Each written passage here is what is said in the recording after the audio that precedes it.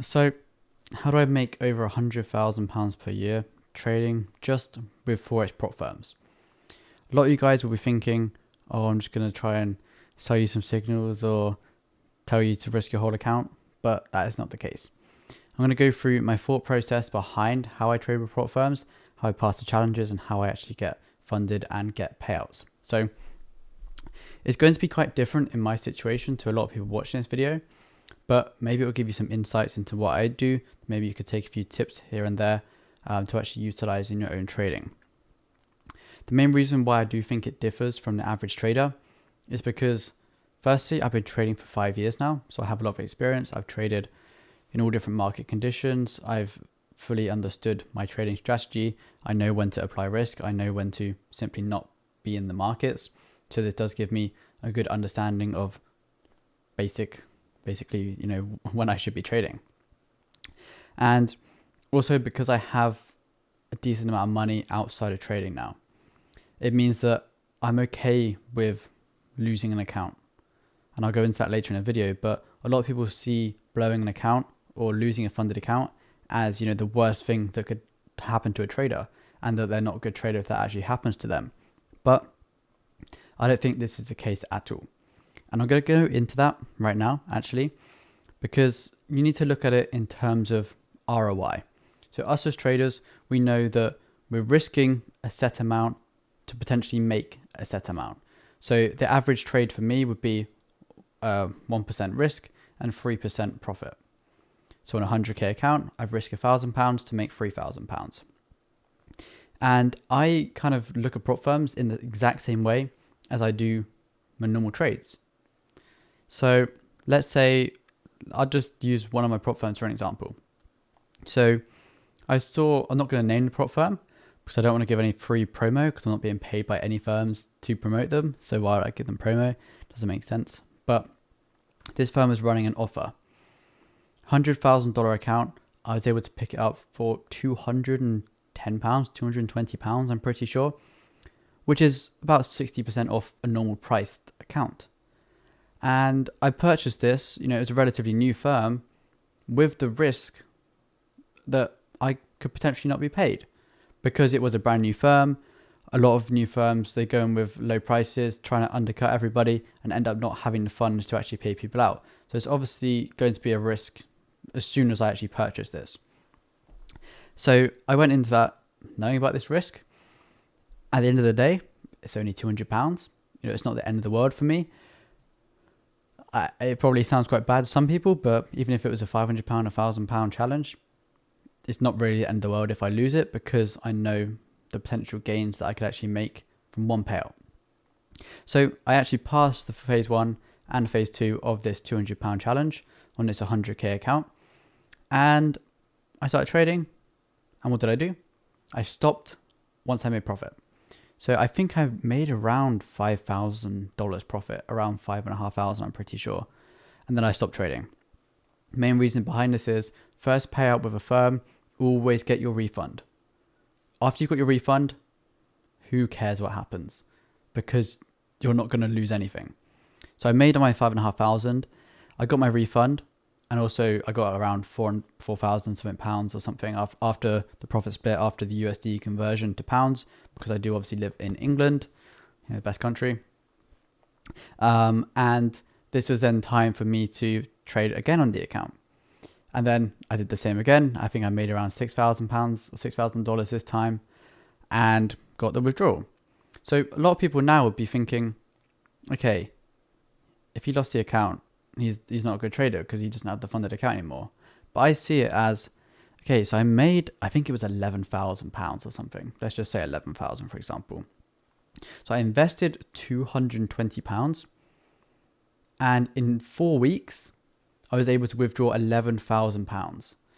So, if you're looking at the ROI of that, let me just do a quick calculation because obviously that's pretty good and it's kind of unheard of in investing.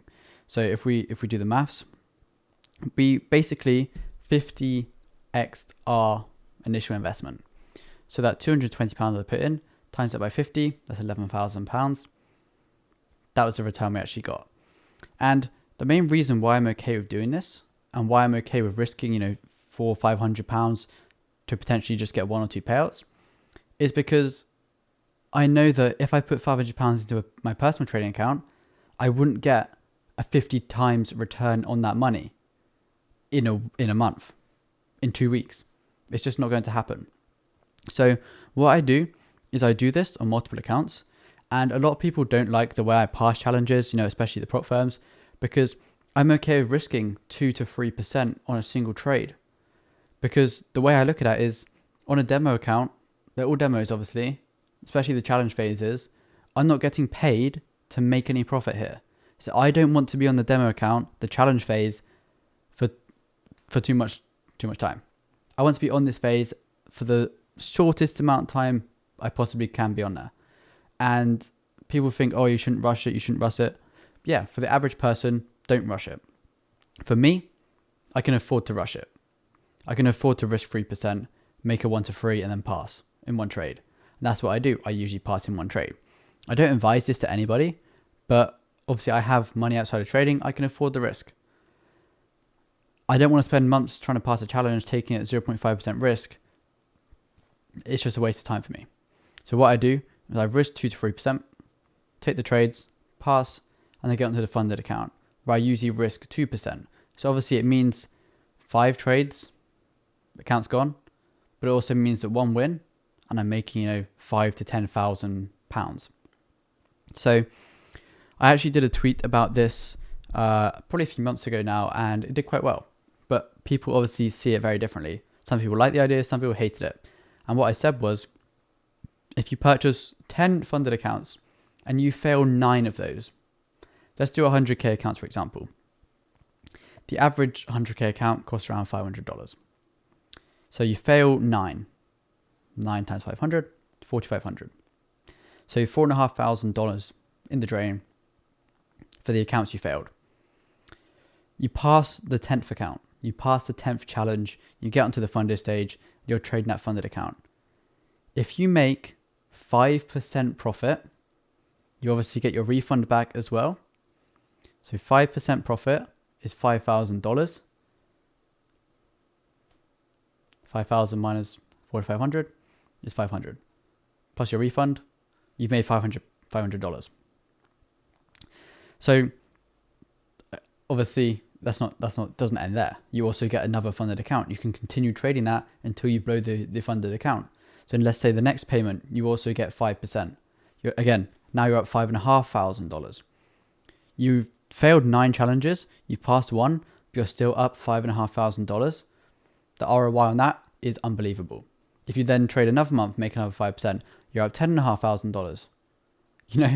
And then you can use maybe some of those profits to buy more challenges to then keep scaling this. So over the year, you could fail maybe 10, 20 challenges, but you could still be up $40,000, $50,000 profit, all because of the ROI. Your losses are relatively small. Your wins, 1 win can cover 9 losses.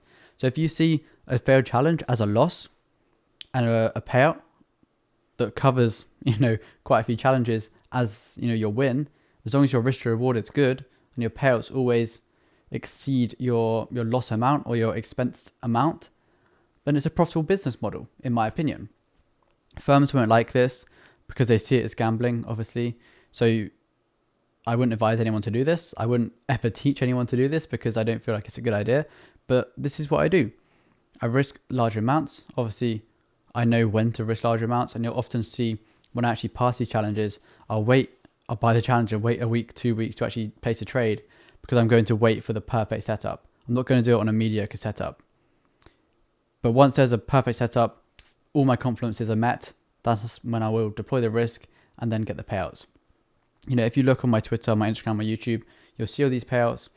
I actually did a challenge on YouTube. It's obviously still ongoing, but I think I spent around $600-700 and I had 23,000 in payouts in 2 months.